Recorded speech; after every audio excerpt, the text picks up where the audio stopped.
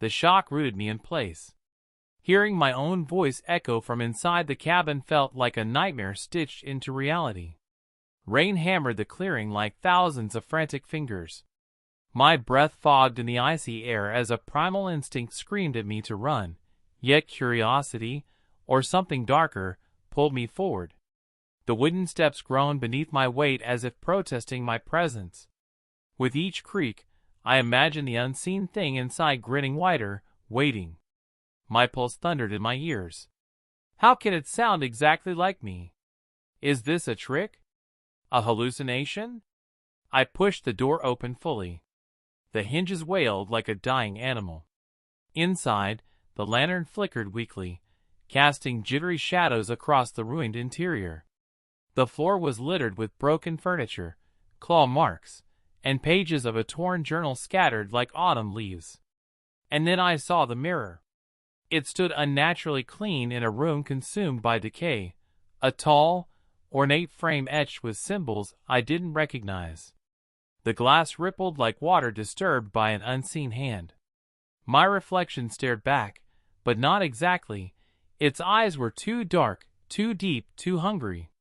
It smiled. I didn't. A cold spike shot down my spine.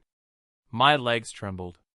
"Don't be afraid," my reflection whispered, the voice dripping with mock tenderness. "I've waited so long." The lantern flame stretched toward the mirror as if drawn to it. The temperature dropped instantly, my breath turning into swirling mist. This thing, it isn't me. It's wearing my face. I stumbled back, knocking over a rotting chair. The noise echoed impossibly loud, as if amplified by the cabin itself. The reflection tilted its head, studying me like prey. "You came because something inside you already knew," it whispered. "The hollow calls its own. What are you?" I managed to choke out.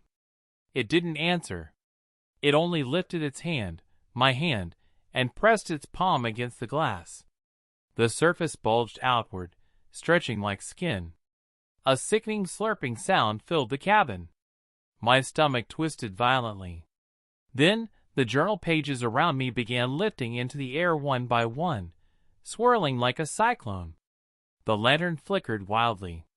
The floorboard shuddered beneath me, as if something massive crawled underneath.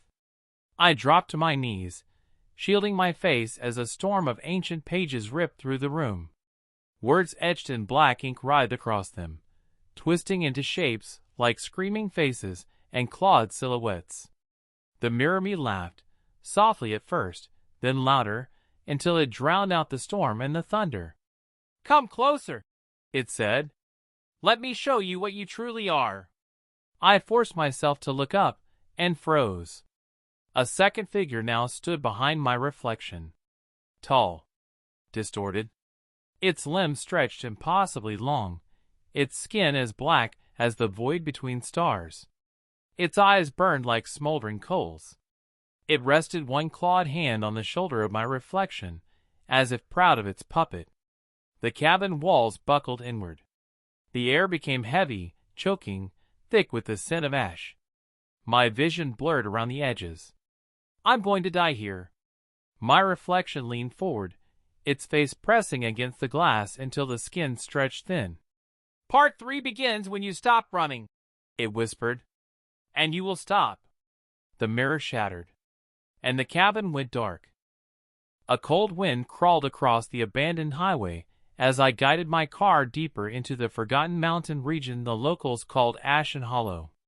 I had no reason to be there except for a strange letter slipped under my apartment door the night before, a letter written in jagged handwriting that knew my name, my past, and secrets I'd never told anyone. The message said only, "If you want answers, come to Ashen Hollow before the moon dies." Even now, as the trees thickened and the mist swallowed the road, I wasn't sure why I listened. Maybe it was desperation.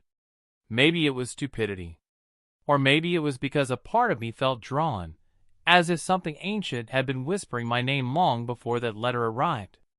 The headlights cut through swirling fog, revealing monstrous silhouettes of pines bending like giants in prayer. Rain began to fall in slow, heavy drops, each one hitting the roof with the muted thud of distant drums. My stomach tightened. Why am I really here? What am I expecting to find? I tried shaking off the dread, but the deeper I drove, the stronger the sense of being watched grew. Shadows flickered between the trees. Branches snapped. Something was following me, matching my speed, slipping through the forest with unnatural grace. My heartbeat drummed against my ribs as I gripped the steering wheel. No animal moves like that, nothing human either. Then, the road ended. Abruptly, violently. My tires skidded against gravel as the mist parted to reveal a collapsed wooden bridge dangling above a black ravine. I barely stopped in time. My breath quivered in my throat. Ahead, the broken planks swayed in the storm, creaking like dying bones. I should have turned around. Any sane person would have. But the letter had included a hand-drawn map, and right where the bridge broke, a second path appeared, carved into the earth as if by claws. The forest canopy above it twisted unnaturally, forming a tunnel of branches. Against every instinct screaming run, I stepped out of the car. Cold rain soaked through my clothes instantly, chilling my bones. The smell of wet soil mixed with something metallic, something like blood. Thunder rolled far above the mountains. Then I heard it, a whisper. Soft, luring. My name. I spun around, but no one was there. Only mist shifting like a living thing. Hello? My voice trembled. Who's there? No answer. Only the sense that something stood just behind me, close enough to touch. The hairs on my neck rose. My pulse hammered harder. With trembling steps, I followed the claw-carved path. Every part of me felt heavier, as though unseen hands were forcing me deeper. The whisper returned, threading itself through the rain, growing clearer with each step. And when I reached the clearing, I saw it, an old cabin with its windows shattered, its wooden walls scarred by deep gashes. A lantern flickered inside, though no one appeared to be there. The air around the cabin vibrated, humming like the breath of something massive hiding just out of sight. Fear clenched my throat. This place shouldn't exist. This isn't human-built. Something else made this. Lightning flashed. A tall shadow moved past the window. My blood froze. The door creaked open by itself. And from the darkness within, a voice, my own voice, whispered, "Welcome home." I woke on the cold floor, my chest aching, my limbs heavy as though the cabin itself weighed me down. The dim light of the lantern danced across the walls, which no longer seemed merely wooden. They breathed, shivered, whispering words I could not comprehend. The air was thick, metallic, laced with the scent of charred earth and rot. I pushed myself up, clutching the splintered wall, and felt the ground tremble beneath my feet, as if the night itself had come alive. "You're awake," my reflection whispered, its voice seeping through a crack in the broken mirror. Its eyes burned black, and its smile twisted impossibly across a face that was mine, yet not mine. "We've been waiting. Part 5 is coming." I stepped back, but the floor seemed to ripple, like it was made of liquid, and my legs sank slightly into it. With every movement, I felt something seeping inside me, cold, wet, dark. Shadows stretched from the walls, elongating unnaturally, creeping closer with a hunger that made my skin crawl. And they were whispering my name, a chorus of voices, familiar and alien all at once. The mirror began to change. The glass no longer simply reflected me, it became a portal. Inside it shimmered countless faces I had never seen, yet all knew me better than I knew myself. Tiny, pale figures of children in faded red coats, women and men with lips cut and faces twisted in anguish, all reaching out from the depths. "You've forgotten," the voice inside me said, both mine and not mine. "But it's time to remember. You are ours." I tried to retreat, but the glass pulled at me, sticky and viscous, like molten shadow.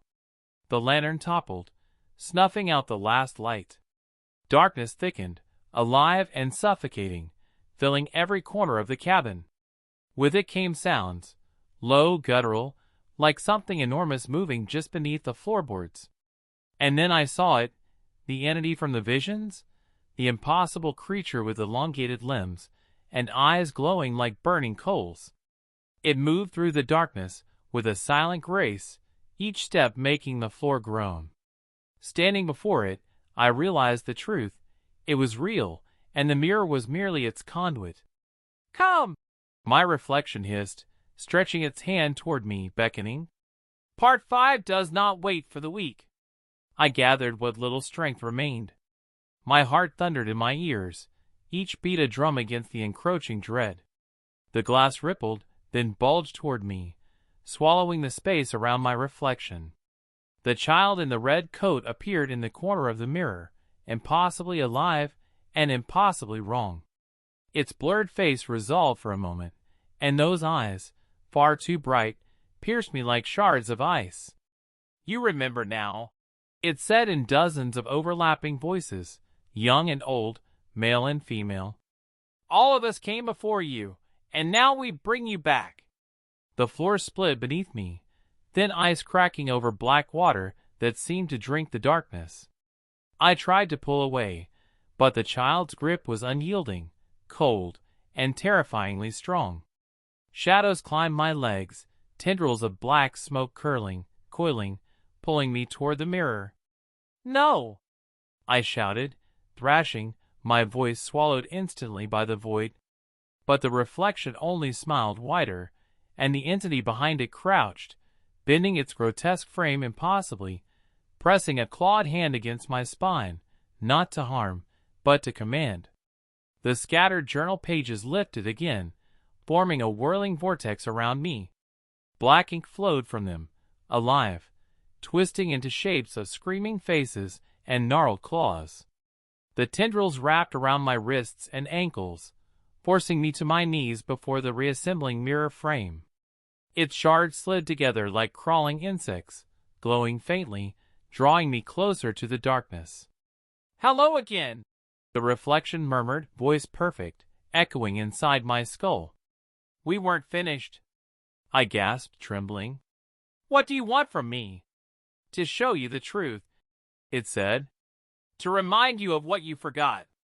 The creature behind me crouched lower, shadows stretching unnaturally, claw pressing against my back. I tried to struggle, but the journal's ink tendrils held me tight. My vision blurred, heart racing. This couldn't be real. Then, the mirror flared with white light. Suddenly, the cabin dissolved. Walls, ceiling, floor, all melted like wet paint. I stood in a snow-covered clearing under a starless sky. Wind whipped against me, carrying hundreds of faint, overlapping whispers. Shadows danced between trees, moving against the wind. Children's laughter echoed, distant, warped, wrong. A small hand grasped mine. A child in a red coat, no older than 5, stood beside me. Their face blurred, shifting as though in a half-remembered dream. "Do you remember now?" the child asked. Their voice layered with dozens of others. I stared, horror flooding me. Who are you?" The child's face cleared, eyes bright, impossibly luminous. "We were chosen before you, and now we lead you back." The snow beneath us cracked like fragile ice over deep water. Darkness oozed up, wrapping my ankles in cold, serrated teeth.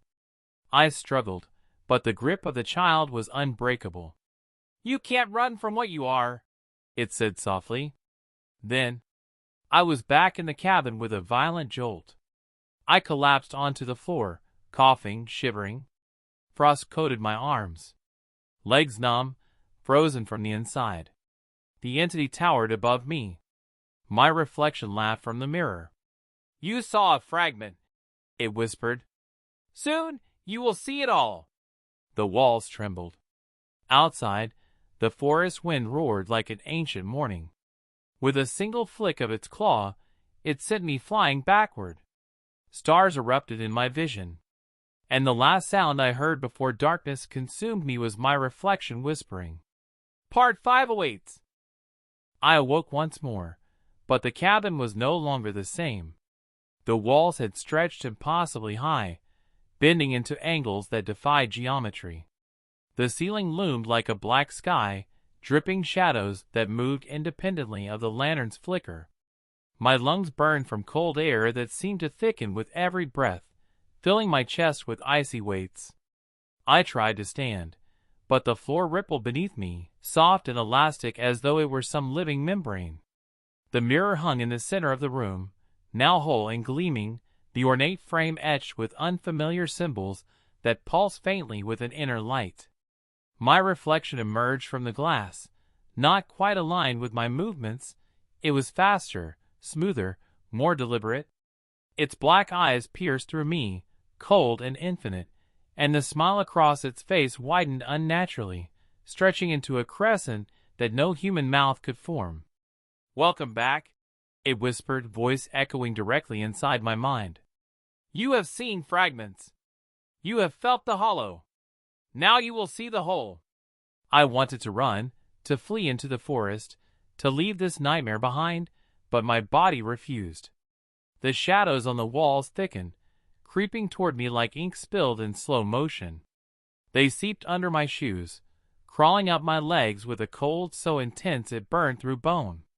My reflection lifted its hand, and I felt an invisible force pressing mine against the glass. The surface rippled like water, pulling me forward with unbearable pressure. Then, from the deepest corner of the cabin, the monstrous entity emerged. Its form had grown taller, limbs bending in impossible angles, eyes glowing like coals in a windless fire. Behind it, more figures appeared, faint outlines of humans, children, and beings too distorted to name, all drawn to the mirror, all drawn to me. Their presence pressed against my mind, filling it with screams and laughter at once. "You are ours," the reflection said. "You were always ours." The floor quaked violently. Pages from the torn journal lifted into the air, spinning faster than human eyes could follow. Words writhed along their surfaces, twisting into grotesque shapes, forming mouths that screamed silently and claws that scratched at the air. Tendrils of ink slithered from them, wrapping around my arms and legs, pulling me closer to the mirror. Pain lanced through me, hot and cold simultaneously, and I screamed, though no sound escaped my throat. The child in the red coat appeared in the mirror again, but now several others joined. A small army of spectral children, faces blurred and shifting, yet somehow familiar. They reached out with tiny hands, and each touch seared my soul, leaving trails of icy fire. "You cannot resist," one voice chorused. "You belong to the hollow." I struggled, thrashing against invisible bonds. My reflection laughed, the sound echoing in every corner of the cabin, reverberating through the very walls. "Resistance is meaningless," it said. "You will see everything. You will understand." The mirror pulsed, and suddenly I was no longer inside the cabin. I stood in a vast void, a frozen nightscape stretching endlessly. The snow beneath my feet was blackened, each step sinking into a darkness that seemed to consume the light itself. Above me, the sky was a swirl of shadows and faint stars that bled like ink into the void. The children ran around me, their laughter and screams overlapping, echoing in a cacophony that tore at my mind. I turned, trying to find the monstrous entity, but it was everywhere. Its eyes burned from the horizon, in the snow, in the shadows, even reflected in the black sky above. The mirror hovered in front of me, now a window into infinite versions of myself, all twisting, screaming, smiling, and pleading. Each reflection reached out, clawing toward me, each more grotesque than the last. "You remember now," the voices said. "You were chosen in the first winter. You crossed the hollow. You are its blood." Visions assaulted me, flashes of childhood winters I did not recall, of shadows that whispered secrets no one else could hear, of rituals performed in forests far older than memory. I saw myself standing in the mirror, beckoning, guiding, and at the same time being guided. I was both predator and prey, both human and something else entirely. The void pulsed with rhythm, a heartbeat that synchronized with my own. Shadows twisted into figures, human, monstrous, indescribable, and marched toward me, surrounding me, pressing, suffocating. The children screamed in unison, a voice that was both joyful and terrible. "Accept it! Accept what you are!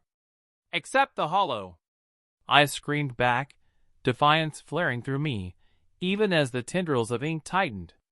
My reflection pressed closer through the mirror, black eyes boring into mine. "You cannot escape," it said softly. "But you can embrace. You can become whole." And then the ground shattered beneath me. I fell through layers of darkness, through shards of memories, echoes of places I had never seen, into the deepest part of the hollow itself. Ice and shadow bit at my skin, yet I felt a pull, a recognition. This was mine. Not in a way I understood, but in a way I could no longer deny. The reflection was there, now fully corporeal in this void, stepping out of the glass. Its smile split further, impossibly wide.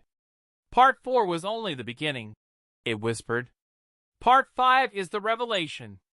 I wanted to resist, to fight, but something ancient and primal stirred inside me, responding to its call.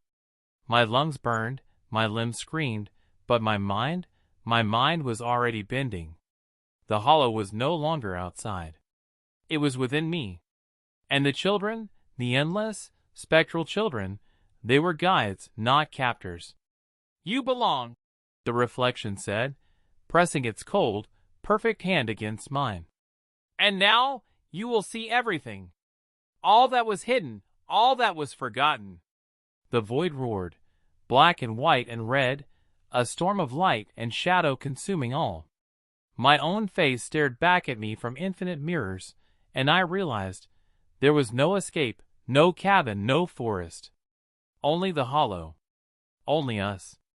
Only the endless, whispering, consuming truth.